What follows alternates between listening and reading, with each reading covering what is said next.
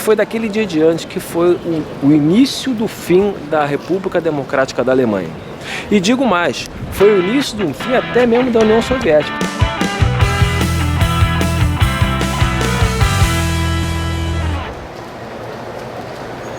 Leipzig Hauptbahnhof. Unser nächster Halt ist Braunschweig Hauptbahnhof.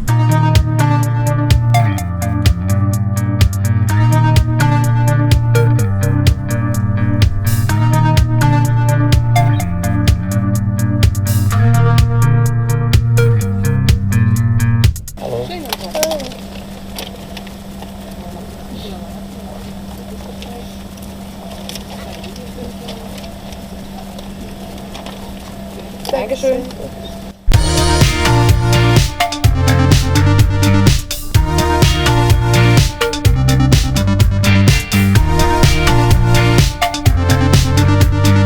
Uhr 33 Gleis 2, RB 113 nach Geithain, 14:34 Uhr Gleis 21, S4 nach Wurzeln, Abfahrt 14 Uhr.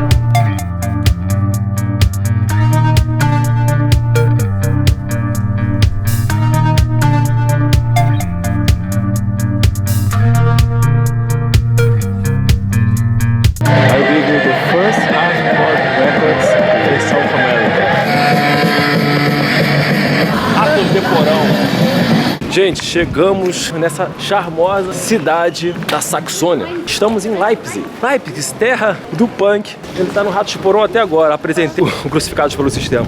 Terra de Goethe e sua literatura, da eterna música de Johann Sebastian Bach. Essa cidade, ela sofreu uma enxurrada de bombas na Segunda Guerra Mundial. No pós-guerra, ela ficou atrás da cortina de ferro e por 4 décadas ficou sob o governo comunista. Leipzig.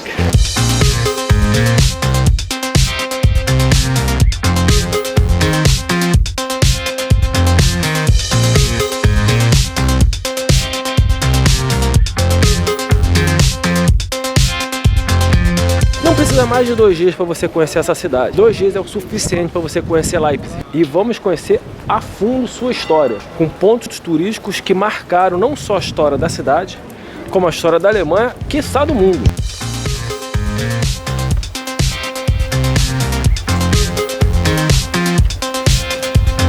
Essa igreja é a Nikolaikirche, a igreja de São Nicolau. Ela tem uma história fantástica que representa toda essa nação. Nos idos de 1982, um dos padres dessa igreja chamava as pessoas para participarem de uma missa toda segunda-feira. Era uma missa da paz. Essas missas começaram a chamar a atenção da população. Pessoas vinham para essa missa não só participar, mas também debaterem seus direitos. Entendo que naquela época, nos anos 80, Leipzig estava dentro do bloco comunista, pois após a guerra e a divisão da Alemanha, ela, por azar, ela entrou dentro das garras e da fome de vingança de Stalin. Ela ficou dentro do bloco comunista. E esse movimento que nasceu aqui passou a ganhar a notoriedade de cidades vizinhas, crescendo cada vez mais e mais e mais. E em outubro de 1989, foi aqui que aconteceu uma enorme manifestação. Diversas, centenas e centenas de pessoas estiveram aqui e marcharam a paz e a liberdade individual, a liberdade de expressão. E esse movimento ganhou repercussão em toda a Alemanha, que acabou esbarrando como um efeito dominó em Berlim. Essa marcha gigante de centenas e milhares de pessoas ganhou um nome de Revolução Silenciosa, porque foi uma marcha pela paz. Apesar da repressão violenta da Stasi e da polícia da Deutsche Demokratische Republik, ou a República Democrática da Alemanha, a marcha foi pacífica. E aquela coluna que você está vendo é uma réplica da coluna que tem da igreja. Ela está lá fora representando o dia dessa marcha de outubro de 89. Ela representa o espírito do povo alemão que clamou pela liberdade. E embaixo tem uma placa em memória à marcha que ocorreu aqui, dos anos 80. Agora vamos conhecer o interior dessa igreja, a Nikolaikirche.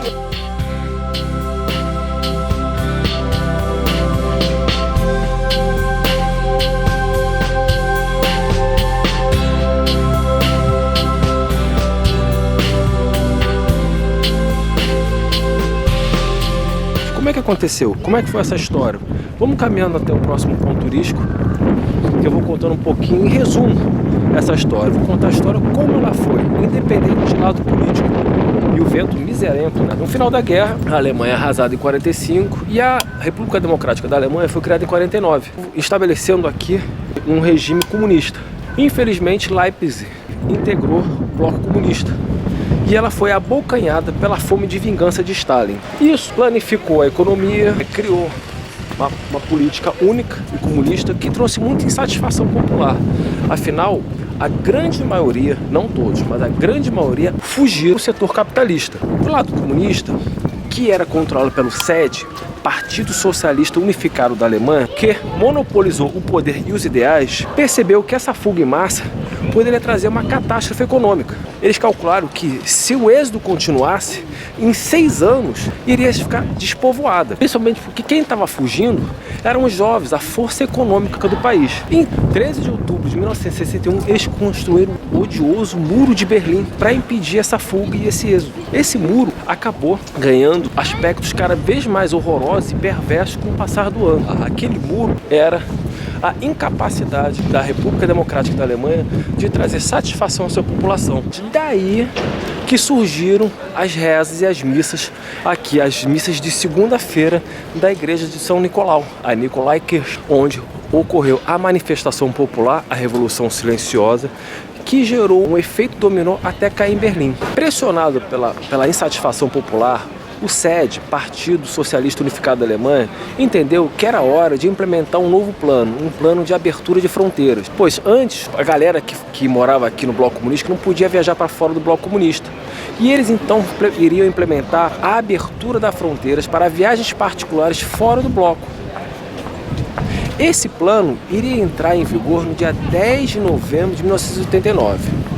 Um dia antes, o SED enviou seu porta-voz, Sr. Günther, para uma transmissão em rádio e televisão onde ele iria anunciar o plano.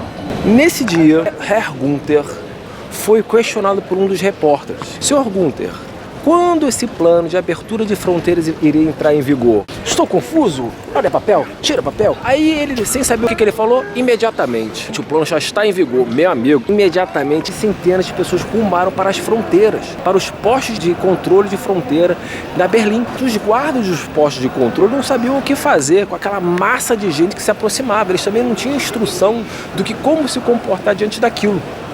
A solução foi abrir as fronteiras. Então, entre os dias 9 e 10 de novembro de 1989, milhares de pessoas saíram do bloco comunista e entraram para o bloco capitalista. Vejam só a loucura que foi.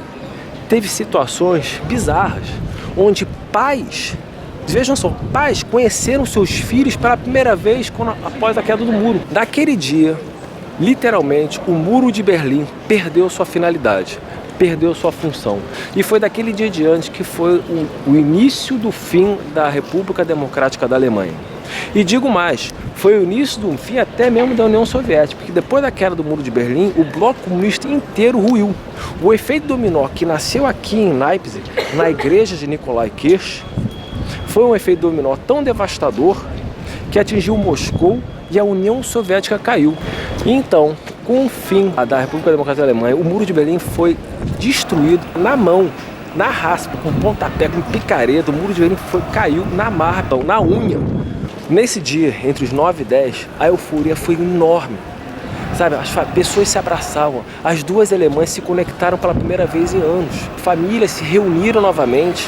Milhares de pessoas que eram da bloco comunista foram direto para a KaDeWe ou direto para a Galeria Kaufhof para comprar produtos que não existiam na Alemanha comunista. E, em outubro de 1990, a República Federativa da Alemanha integrou as 5 regiões da DDR, unificando a Alemanha em um único país, voltando Berlim a ser a capital do país, sendo agora realmente um país forte, livre e independente. O exército soviético que estava na Alemanha estava tão desmoralizado que quando eles foram embora, teve soldado que vendeu de tudo para poder ter alguns marcos, né? Eles venderam uniforme, capacete, tudo que eles podiam para poder ter alguns marcos, para poder comprar produtos que eles não tinham na União Soviética. Outros desertaram. E acredite se quiser, teve soldado que roubou as latrinas para poder levar para a União Soviética, porque nas suas casas não tinham privadas.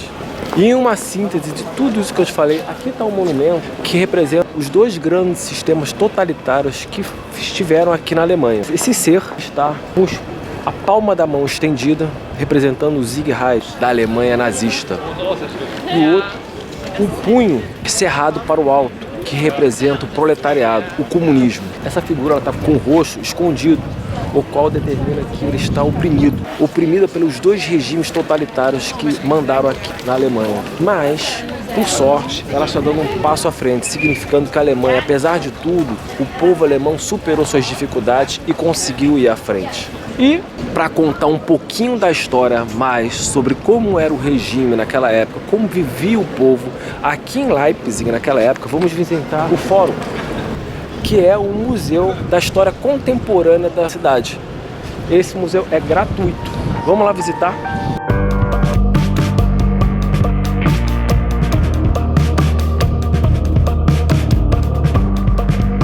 Em 1945, a Alemanha estava destruída. Foi em Potsdam que houve os três grandes se reuniram porque eles sabiam que no pós-guerra eles tinham que administrar a Alemanha. E lá foi criada a divisão do país, no bloco comunista e no bloco capitalista. E Berlim também foi dividida, porque ninguém queria abrir mão da capital alemã. A Alemanha de 1949, que foi quando foi criada a República Democrática da Alemanha, estava pior que 1945 no final da guerra, engolido pela fome de vingança de Stalin. Mas ela também tinha que reconstruir a cidade, pois no Tratado de Potsdam, essa era a ideia, era dar moradia. Só que ela queria criar nos moldes marxistas. A ideia era a construção de edifícios em bloco, de forma planejada, todos iguais. Também deu à população unificação forçada, todo mundo tinha que ser igual.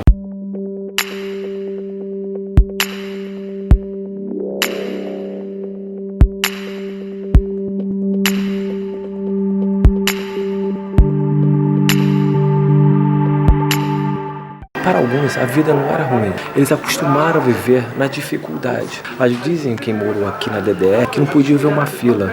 Botava alguém na família para ver o que vai que era uma coisa importante. Vai que tinha um café, uma banana. Vejam só, tudo que você tinha, o seu vizinho tinha. Todos os brinquedos que o seu filho tinha, o filho do seu vizinho também tinha. Era a ideia do socialismo. Era não criar sentimentos de inveja e de egoísmo, onde todos eram iguais. Impedia que as pessoas tivessem ambição para ter mais. Porque para que você quer ter mais se o menos satisfaz? Para alguns era bom.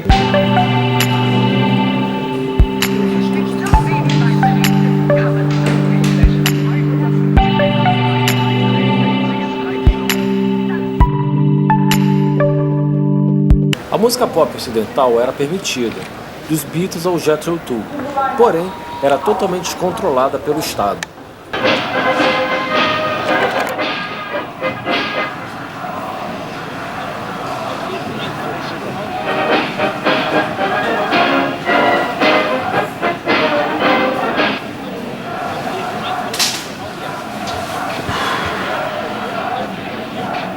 E entre os carros, o Trabi era o sonho de consumo de todo alemão da Alemanha Oriental. Mas para ter o carro tinha que entrar numa fila de espera que às vezes levava anos. Então você podia se locomover, que era mais rápido de você possuir. Eram as andorinhas, era um estilo de motinha, o estilo Vespa, que a molecada se amarrava, tinha os borbotões.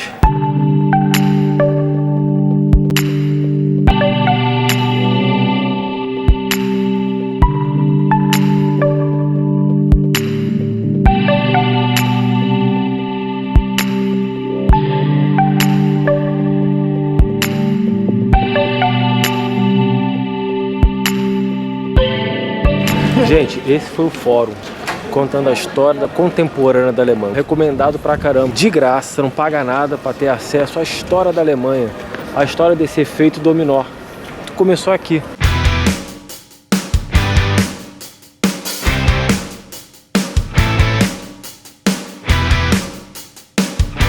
Vamos lá, depois das historinhas, da cultura, vamos agora jantar. Escolhemos esse restaurante aqui. E uma coisa que nós estamos notando, diferente de outras cidades, aqui o povo não fala muito inglês não. talvez seja uma herança da época do comunismo. Procure sempre comidas locais, restaurantes locais, para você sentir os sabores do local, né? Eu pedi, vou tentar ler daqui, porque Bürgerschnitzel nach Leipziger. Tem Leipziger no meio, um penne, com molho de tomate, um parmesão ralado, com rúcula. Isso aqui, cara, me lembra um Leberkäse empanado, é milanesa. Então, o gosto me lembra o Leberkäse. Um brinde a vocês que nos assistem, um brinde a vocês, muito obrigado. Isso aí, gente. Esse foi o nosso primeiro dia nessa encantadora cidade. Espero que vocês tenham gostado desse primeiro dia. E amanhã tem muito mais história, muito mais coisa legal, porque amanhã é um dia full day. Não full day, mas full day.